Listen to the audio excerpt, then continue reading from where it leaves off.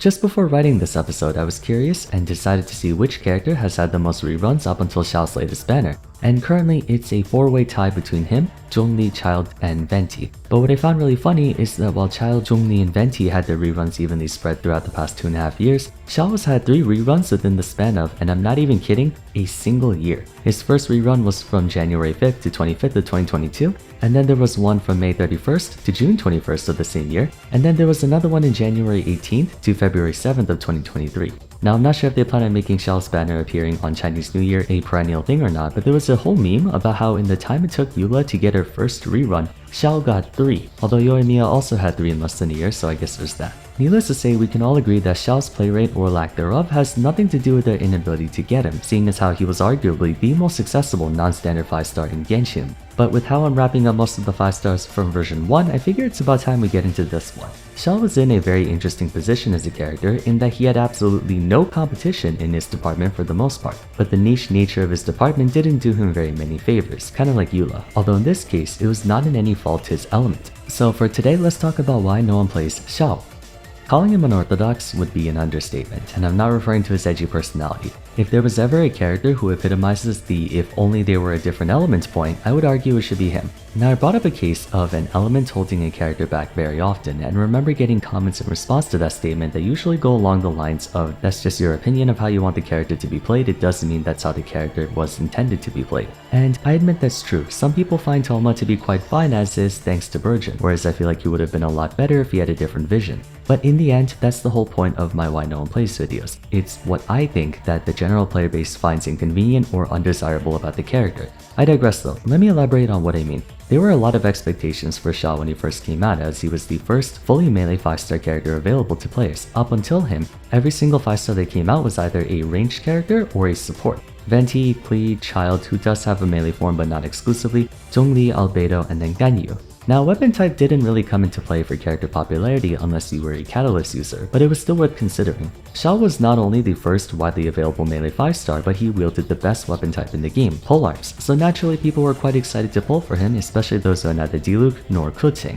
He was also anticipated for having a very unique playstyle, one that revolves around plunging attacks, an attack style that to this day isn't explored very much, not to mention how essential his utility passive was, considering around that time is when we had to spend countless hours climbing massive cliffs. But in terms of combat, even back then, the Anemo element was synonymous with support by way of Jean, Venti, and Sucrose, so having a DPS Anemo character raised a lot of interesting questions as to how you can offensively make use of an element that has only one reaction with a utility-heavy connotation. Xiao's answer was to do away with Anemo's reactions entirely and rely on his own power, and if you remember the prevailing sentiment at the time, still focusing very much on individual strength, Xiao had a commanding first impression. Luminous Scatic Wind Cycling surprised a lot of players with a type-based damage of 455 at rank 10, and with restoring 2 charges by default, you were staring at 9-10%. For comparison, Kotsing's skill capped out at 393 and could only be used once. Diluc was a more serviceable 577 combined, but had a far longer cast time per use, whereas Xiao's was instant. He dealt a lot of damage at base, pushing the needle of what we could expect on a character,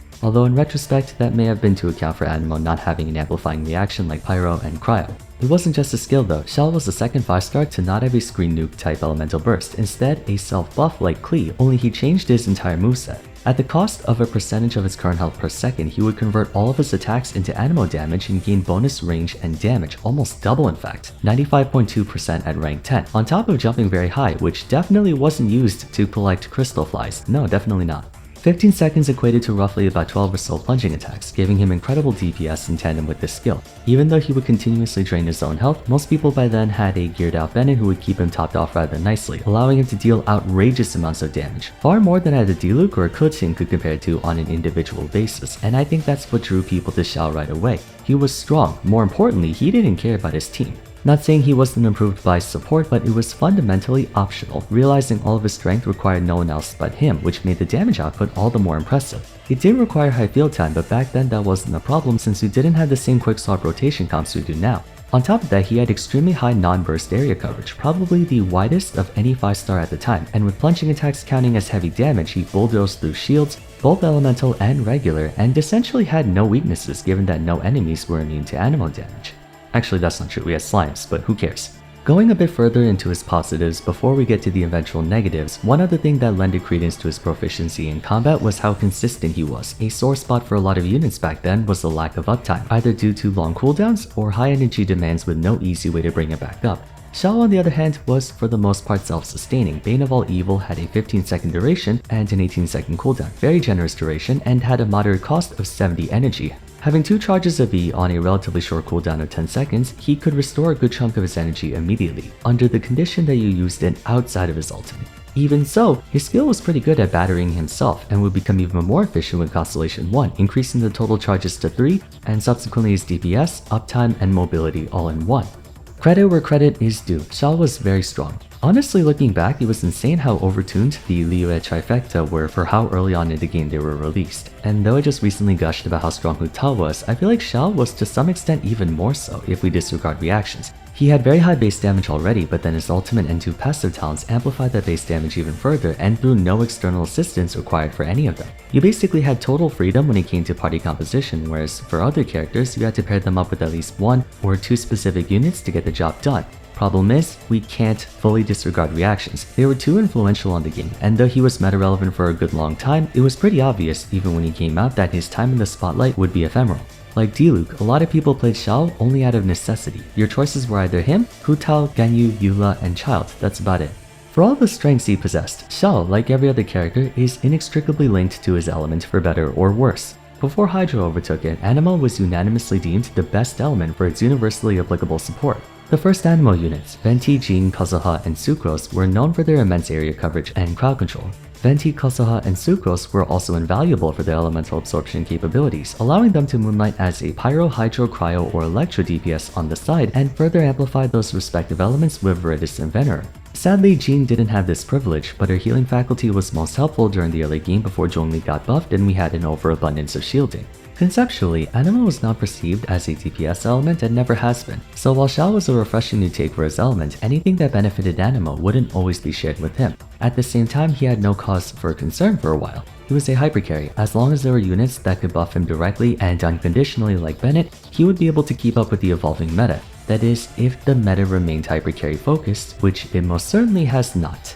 In concert with the growing prevalence of reaction teams, Xiao had 3 internal issues that became increasingly more intrusive to his viability. The first being the obligatory need for an extended amount of field time. Even though he had 15 seconds of uptime on his ultimate with only an 18-second cooldown, as soon as he swapped out for any reason he would lose the buff, requiring you to wait for the entire time to get his ultimate back up and throwing off your entire rotation. That's assuming you even wanted to get the full duration to begin with. Right now, most main damage dealers that people use like Hu Tao or Shogun Hypercarry only have them on field for about 10 to 12 seconds at most because that's about the duration of most supportive abilities and coincides nicely with the duration of their own buffs. In Xiao's case, 15 seconds of being on field is too long. Again, this wasn't initially a problem back when we only really focused on the head of the party, but there aren't that many supportive abilities that last that long, and even less that work off plunging attacks. Similarly to Dia, Xiao's main method of attacking disqualifies him from the assistance of some of Genshin's best supports. For one, he's unable to utilize either Xingqiu or Yelan as their bursts only respond to normal attacks. Even though Anemo and Hydro are not as compulsory as Pyro and Hydro, the sheer damage output from Xingqiu and Yelan would have been nice to have on him. Secondly, there aren't that many buffs in the game that include plunging attacks. Yunjin's Constellation 2 and 6 increase the damage and attack speed of normal attacks but not plunging, which is one more thing that I think holds Xiao back from receiving indirect buffs. The animation of plunging attacks is fixed and cannot get faster. Normal attacks and elemental application, on the other hand, can become faster through a multitude of ways. If memory serves, the only sources of plunging attack damage amplification come from Vars, Albedo, Toma, and Shunhe, heavily restricting who can directly augment Xiao's damage output. And even then, Shunhe is primarily meant to support cryo damage, not plunging attacks, while Toma's shield lasts only 8 seconds, roughly half of Xiao's ult duration, thus rendering it too impractical. The third internal problem was that Xiao had no way to sort of piggyback off of Anemo. For example, Shinobu was a pretty mediocre character on release because she didn't have good enough electro application for taser teams, her personal damage wasn't all that great, and her healing wasn't good enough to replace any other healer in the game. But when Dendro came out, her usability was elevated tremendously because she was the only electro healer in the game. I have no idea who this story person is that you speak of. Any reasons to use Anemo were completely lost on him since he was an on-field hypercarry with very long field time. Anytime Anemo was needed, you were looking for an off-field crowd control reaction chaining support. The only time Xiao would stand out over his peers is if you were faced with a situation where you would have to fight waves of multiple enemies in quick succession, one that placed more importance on sustainability than burst. But if AoE is the concern, there's another Anemo unit who's instant best in slot for any occasion that calls for clearing large groups of enemies who can also do everything else Anemo is known for doing. In all actuality though, you're never strapped for area coverage. The vast majority of Genshin's damage dealers have good area coverage as is. It's not like other action RPGs where your attacks can only hit a finite number of enemies. It's just a hitbox, and anyone caught in the hitbox gets hit. Therefore, if you have some way to draw enemies together like Sucrose, Kazuha, Ganyu, or once again Venti, then even small AoE attacks can clear entire rooms. There are so many units who can blow up entire screens now, and even more ways to do so if we include team compositions like Taser and Soup. What he can do isn't special anymore, so the only way he could have kept up is with damage. Xiao went through a long period where, like Eula, he received no help. Even though he did elemental damage, it wasn't reaction-centric, so he may as well have dealt physical damage for all the difference it made.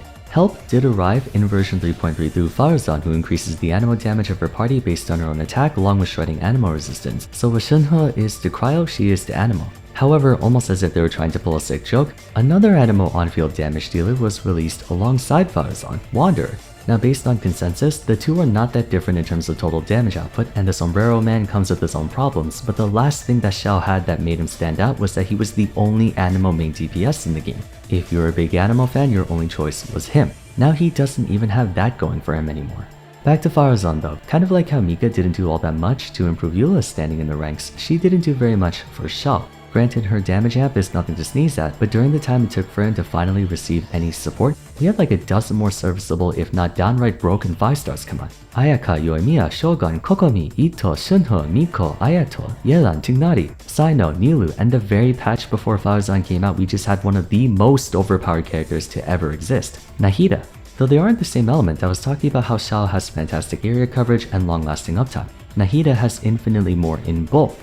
Xiao just got shafted as a character. He started out as one of the most unique 5-stars in the game and still is to this day. We don't have a single other character that specializes in plunging attacks, but plunging attacks were never developed as an attack style. If anything, it was only normal attack, elemental skill, and burst. Furthermore, teams have become more focused on mixing and matching elements, with mono-elemental teams like Mono Geo, Physical, and Xiao barely scraping by. So basically anything that deviated from the conventional expectations of a class or element were banished into obscurity.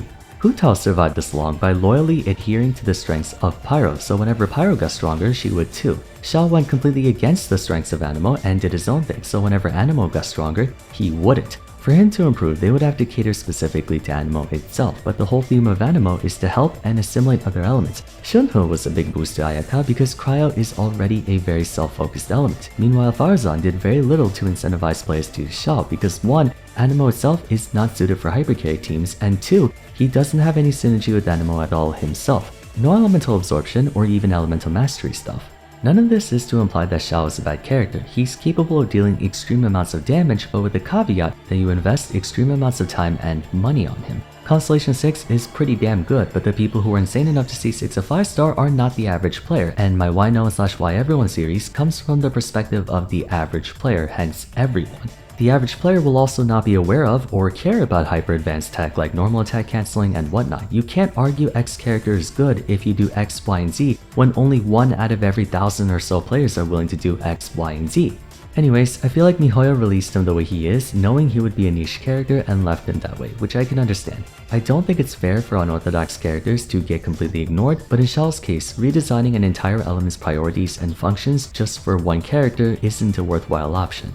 But I hope this was insightful to those who needed it and entertaining to those who wanted it. Let me know your thoughts on Xiao in the comments down below if you agree or disagree with my points. Aside from that, if you enjoyed the video, it would be great if you allowed to like and subscribe. Don't forget to follow me on Twitter at Vars, join my Discord server, and check out my other Why No One Plays episodes if you haven't yet. But for now, thanks so much for watching, and I look forward to seeing you again soon in the next one.